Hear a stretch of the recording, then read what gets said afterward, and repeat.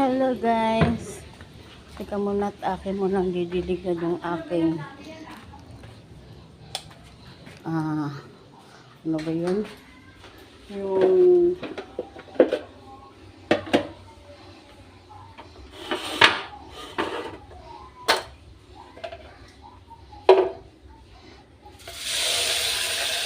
nililigan ko yung maliit na siligon, baka mamatay at sa sobrang init, diba? Kaya didiligan ko muna bago ako uwi. Tapos na ako guys sa awa ng Diyos. Ayan, didiligan ko muna yan. Kawawa naman, hindi na maasikaso.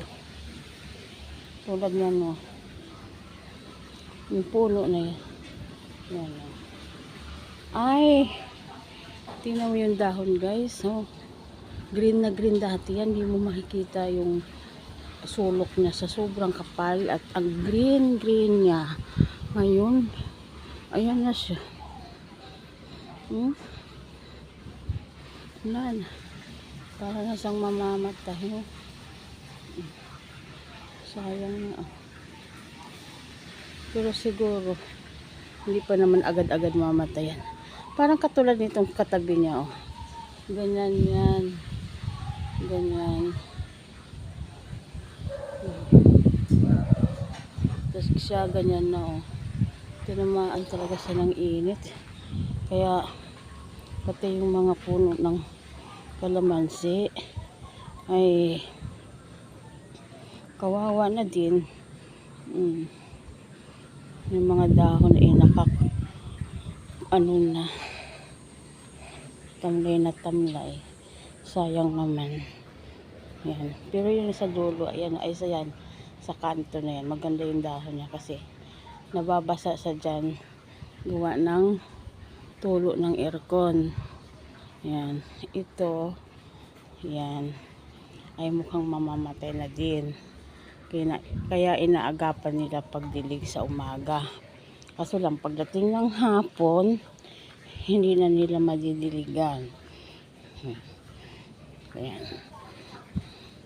Kailan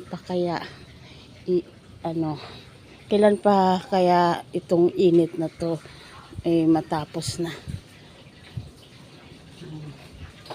Dami na po, lahat na siya namumunga na yung kalamansi na yan. May 2 taon na siya na tinanim. Kaya ayan. Ay Diyos ko, lahat na namunga. Ayan. Ang ganda ng isang buong lote to guys, oh. Isang buong lote. Tapos yun yung kabaahayan. Bali 2 lote. Yung isang lote sa harap, buong bahay.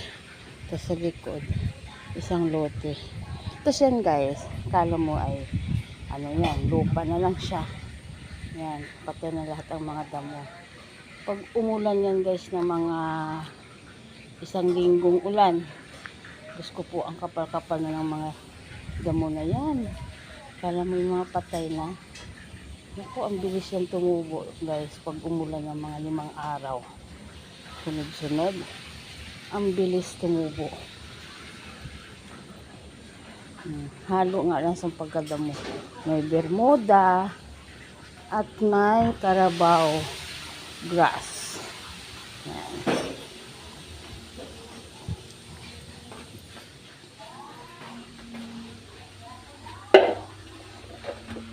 Kaya ako'y magpapaalam na at ako'y uuwi na. Kaya goodbye everyone. Goodbye everyone. Bye. Bye.